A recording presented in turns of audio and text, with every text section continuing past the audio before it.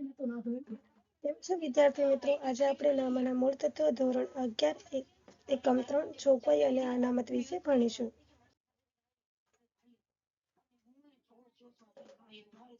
જોગવાઈનો અર્થ, લક્ષણ અને તેનું મહત્વ વિશે ચર્ચા કરીશું. જોગવાઈનો અર્થ: જોગવાઈ એટલે ભવિષ્યને ઓળખી શકાય પરંતુ જેની રકમ ચોક્કસ રીતે નક્કી ન કરી શકાય તેવી સંભવિત જવાબદારીઓ અદા કરવા માટે નફામાંથી અલગ ફાળવેલ રકમ.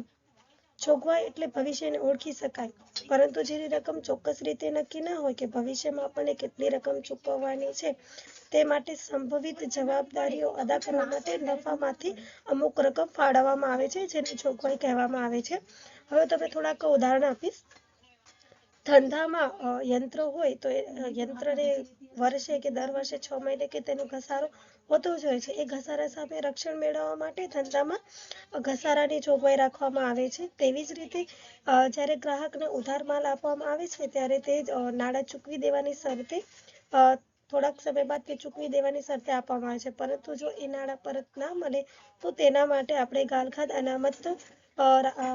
અનામત રાખવામાં આવે છે, જેથી આપણને રક્ષણ મળી શકે છે. તેવી જ રીતે ભવિષ્યમાં આપણને કરવેરો ચૂકવવાનો છે, કેટલો કરવેરો ચૂકવવાનો છે તે નક્કી હોતું નથી. તે માટે આપણે અગાઉથી જ કરવેરાની જોગવાઈ રાખીએ છીએ, જેથી આપણે ભવિષ્યમાં કરવેરા આગળ આપણને રક્ષણ મેળવી શકે છે. તેવી જ રીતે મેં તમને જેમ ઉદાહરણ આપ્યા તેવી જ રીતે દાખલા તરીકે અહીંયા લખેલા છે: ગાલખાદની જોગવાઈ, ઘસારાની જોગવાઈ, સમારકામ અને નવીનીકરણ માટેની જોગવાઈ, કરવેરા માટેની જોગવાઈ, પ્રોવિડન્ટ ફંડ, પેન્શન ફંડ, કામદાર નફા ભાગ ભંડોળ, કર્મચારી મરજિયાત નિવૃત્તિ યોજના માટે વગેરે જેવી જોગવાઈઓ કરવામાં આવે છે. આમ જોગવાઈ એ જવાબદારી કરતાં અલગ છે. જવાબદારીની રકમની ચૂકવણી નક્કી છે અને ચોક્કસ છે. જે જોગવાઈ છે એ જવાબદારી કરતાં અલગ છે, કેમ કે જવાબદારીની રકમ ચોક્કસ હોય છે અને તેની ચૂકવણી પણ નક્કી જ હોય છે. જ્યારે જોગવાઈ જેની રકમ ચોક્કસ રીતે નક્કી ન કરી શકાય તેવા સંભવિત ખર્ચ, નુકસાન કે જવાબદારી અદા કરવા માટે નફામાંથી અલગ ફાળવેલ છે. જેમ કે જોગવાઈ છે તેની કોઈ રકમ ચોક્કસ રીતે નક્કી કરવામાં આવતી નથી. ભવિષ્યમાં કેટલો ખર્ચ થયો છે, કેટલો નુકસાન થયો છે અને કેટલી જવાબદારીઓ છે તેને અદા કરવા માટે નફામાંથી અલગ ફાળવેલ રકમ છે. તેવી જ રીતે જોગવાઈની હિસાબી નોંધ નીચે મુજબ કરવામાં આવે છે: નફા નુકસાન ખાતે ઉધાર, તે ગાલખાદ અનામત ખાતે, તે ઘસારાની જોગવાઈ ખાતે, તે કરવેરાની જોગવાઈ ખાતે. જેમ મેં તમને ઉદાહરણ આપ્યા હતા તે જ રીતે આ બધી ગાલખાદ અનામત અને ઘસારાની જોગવાઈ અને કરવેરાની જોગવાઈ રાખવામાં આવે છે. આ બધા જોગવાઈ એ નફા નુકસાન ફાળવણીમાંથી રાખવામાં આવે છે. હવે જોગવાઈના લક્ષણો નીચે મુજબ છે. જોગવાઈ એ નફા કે આવકમાંથી ચોક્કસ હેતુ માટે ફાળવવામાં આવે છે. ભવિષ્યમાં ખર્ચ, જવાબદારી કે નુકસાન સામે રક્ષણ મેળવવા માટે નફા કે આવકમાંથી ચોક્કસ હેતુ માટે અમુક રકમ ફાળવીને રાખવામાં આવે છે, જેથી તેને ભવિષ્યમાં નુકસાન કે ખર્ચ સામે રક્ષણ મેળવી શકાય છે.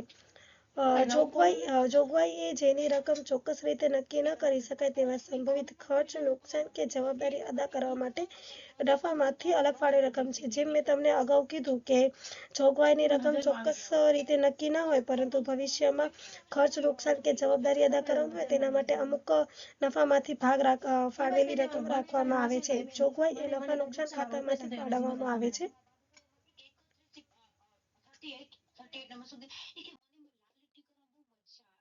જોગવાઈનું મહત્વ નીચે મુજબ છે. જોગવાઈ એ જે તે વર્ષના સંભવિત ખર્ચ, નુકસાન અને જવાબદારી માટે ઊભી કરવામાં આવે છે. ધંધામાં જે તે વર્ષ દરમિયાન જે ખર્ચ, નુકસાન કે જવાબદારી હોય તેના માટે જોગવાઈ ઊભી કરવામાં આવે છે અને જેથી આ બાબત જે તે વર્ષની ઉપજમાંથી જ ફાળવવામાં આવે છે. આ જે જોગવાઈની રકમ હોય છે એ તે જ વર્ષના આવકમાંથી ફાળવવામાં આવે છે, જેથી ધંધામાં સાચો નફો નુકસાન જાણી શકાય છે.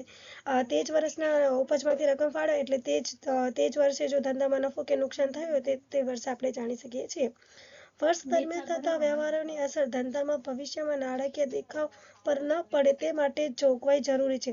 હવે વર્ષ દરમિયાન જેટલા વ્યવહારો થાય છે એનામાં નુકસાન નુકસાન, ખર્ચ કે જવાબદારી હોય આપણે તે જ વર્ષે તેની ચૂકવણી કરી દઈએ તો તે ભવિષ્યમાં તેની નાણાકીય ઉપર કોઈ પણ નુકસાનની અસર જોવા મળતી નથી. તે જોગવાઈ તેની સામે રક્ષણ આપે છે. ભવિષ્યની નિશ્ચિત જવાબદારીઓ અમુક વર્ષ દરમિયાન જોગવાઈ કરીને સરખે ભાગે વેચી શકાય છે. હવે જેમ મેં તમને કીધું કે જ્યારે ધંધામાં આપણે યંત્રો હોય છે, હવે યંત્ર માટેનો આપણે દર વર્ષે ઘસારો રાખતા જઈએ. 5 વર્ષ પછી જો તે યંત્ર ઉપયોગ લાયક ના હોય અને નવી ટેકનોલોજી આવે તો તેના પ્રમાણે આપણે નવું યંત્ર ખરીદવું પડે. તો આપણે જે એકત્રિત કરીને રાખેલો ઘસારાની જે જોગવાઈઓ છે તેના દ્વારા આપણે નવું યંત્ર ખરીદી શકીએ છીએ અને જે તે વર્ષ દરમિયાન તેને સરખે ભાગે વેચી શકીએ છીએ. જોગવાઈ કરવાથી પેઢીના સાતત્યનો અનુભવ અને ડાયાપણાને દૂરદર્શિતાનો સિદ્ધાંત અમલ કરી શકાય છે. જોગવાઈ દ્વારા ધંધો એ લાંબા સમય સુધી ટકી રહે છે અને લાંબા સમય સુધી ચાલી રહે તે માટે જોગવાઈ અગાઉથી નક્કી કરવામાં આવે છે. જો જોગવાઈ નક્કી કરવામાં ના આવે તો ધંધો ટૂંક સમયમાં જ બંધ થઈ જાય છે. ભવિષ્યમાં મિલકતોના મૂલ્યમાં થતા ઘટાડા માટે જોગવાઈ કરવામાં ન આવે તો ભવિષ્યમાં ધંધાની મૂડી ધોવાઈ જવાનું જોખમ ઊભું થાય છે. હવે ભવિષ્યમાં આપણે ધંધા માટેની જે મિલકતો રાખવામાં આવી છે તેના અંદર જો ઘટાડો થતો હોય તો તેની સામે રક્ષણ મેળવવા માટે જો આપણે અગાઉથી જોગવાઈ રાખેલી હોય તો કોઈ પણ પ્રકારની મુશ્કેલી કે કોઈ પણ પ્રકારનું નુકસાન થાય તો તેના સામે આપણે રક્ષણ મેળવી શકીએ છીએ. જેના માટે આપણને જોગવાઈ ખૂબ જ ઉપયોગી રહે છે.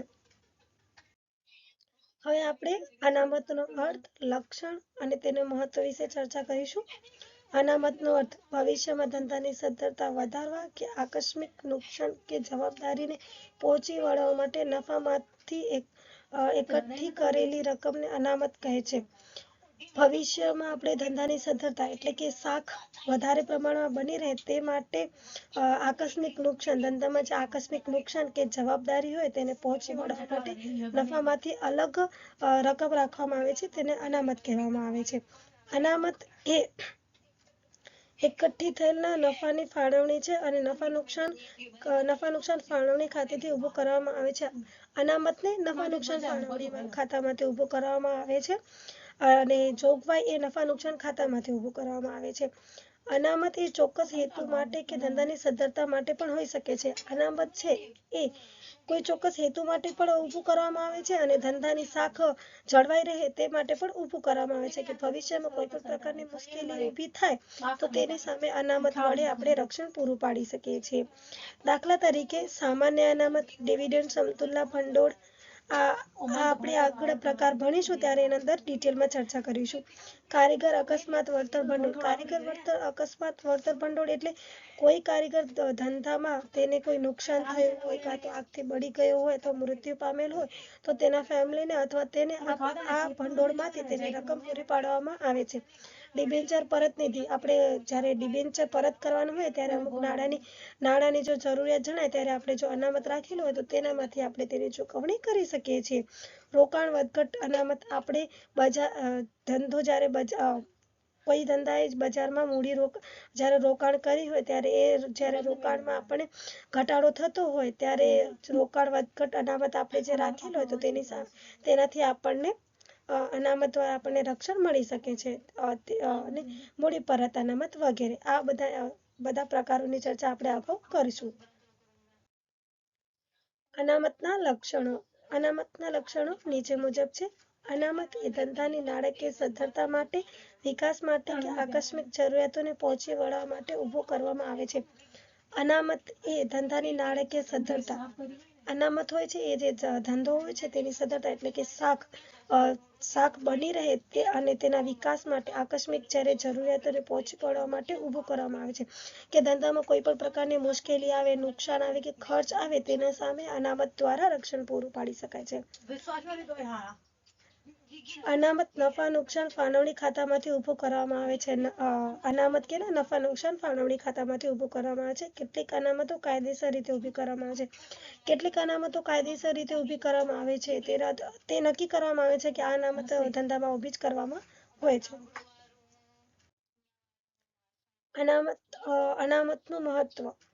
ધંધામાં અનામત ઊભું કરવાનું મહત્વ નીચે મુજબ છે. ધંધાના વિસ્તરણ માટે જરૂરી ભંડોળ ધંધાના નફામાંથી જ મળી રહે છે, જેથી ધંધામાં વિકાસ કે વિસ્તરણ માટે બહારથી નાણાં ઉછીના લેવા કે માલિકને વધારાની મૂડી આપવાની જરૂર પડતી નથી. જ્યારે ધંધામાં કોઈ પણ પ્રકારની મુશ્કેલી ઊભી થાય અને તેને મતલબ ખર્ચ કે નુકસાન સામે પહોંચી વળવું હોય, ત્યારે ધંધામાં અગાઉથી જે અનામત ભંડોળ રાખવામાં આવે છે, તેના દ્વારા જ તે પોતાના ધંધાને રક્ષણ આપી શકે છે. તે નાણાંને બહારથી ઉછીની લાવવાની જરૂર પડતી નથી. નફામાંથી દર વર્ષે અમુક રકમ અનામત ખાતે લઈ જવાથી ધંધાની નાણાકીય સદ્ધરતામાં વધારો થાય છે. જે દર વર્ષે નફો થાય છે, એનામાંથી અમુક ટકા રકમ એ અનામત ખાતે લઈ જવામાં આવે છે, જેથી ભવિષ્યમાં ધંધાની નાણાકીય સદ્ધરતા એ જળવાઈ રહે. ધંધામાં પૂરતી અનામત હોય તો નિશ્ચિત કે આકસ્મિક ખર્ચ કે નુકસાનને પહોંચી વળાય છે. જ્યારે ધંધામાં કોઈ પણ ભવિષ્યમાં નફો કે નુકસાન કે કંઈ પણ થાય, તો જો અગાઉથી આપણે નિશ્ચિત કે આકસ્મિક નિશ્ચિત અનામત ભંડોળ રાખેલું હોય, તો આ અગાઉના ભવિષ્યમાં થતા આકસ્મિક ખર્ચ અને નુકસાનને આપણે પહોંચી વળીએ છીએ. લાંબા ગાળાની જવાબદારીઓ ચૂકવવા માટે અનામતનો ઉપયોગ કરી શકાય છે. લાંબા ગાળાની જો કોઈ નુકસાન કે ખર્ચ હોય, તો તેના માટે આપણે અનામત વડે પહોંચી વળાય છે. અનામતનો ઉપયોગ કરીને કંપની વર્ષો-વર્ષ ડિવિડન્ડ જાળવી શકે છે. જો આપણે અનામતનો ઉપયોગ કરીને જે કંપનીઓ હોય છે, તે વર્ષો-વર્ષ પોતાનો ડિવિડન્ડ જાળવી શકે છે. તેથી તે લોકોને જો નુકસાન થાય, તો તેના આગળ વળતર મળી રહે છે. કેટલીક કાયદાકીય જરૂરિયાતોનું પાલન કરવા માટે અનામત ભંડોળ ઊભું કરવામાં આવે છે. કેટલીક મહત્વની જવાબદારીઓ માટે અનામત ભંડોળ ઊભું કરવામાં આવે છે, જેથી ભવિષ્ય સામે તેને રક્ષણ મળી શકે છે. ધન્યવાદ.